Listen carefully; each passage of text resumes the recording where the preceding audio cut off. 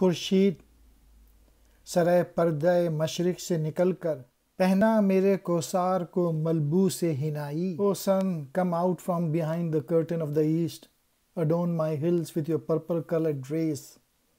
خورشید کہتے ہیں سورج کو، سر پردہ مشرق، مشرق کا خیمہ، کوثار کہتے ہیں پہاڑ کو، ملبوس ہنائی، سرخ لباس. مین میسیج شیئر کا یہ ہے کہ کوئی درویش مل جائے جو دوبارہ ذوق، دوبارہ طلب، دوبارہ عشق پیدا کر دے کوثار کے لوگوں میں، پہاڑی علاقے کے لوگوں میں. دور جانے کی ضرورت نہیں ہے، اقبال خود ایسے درویش ہیں.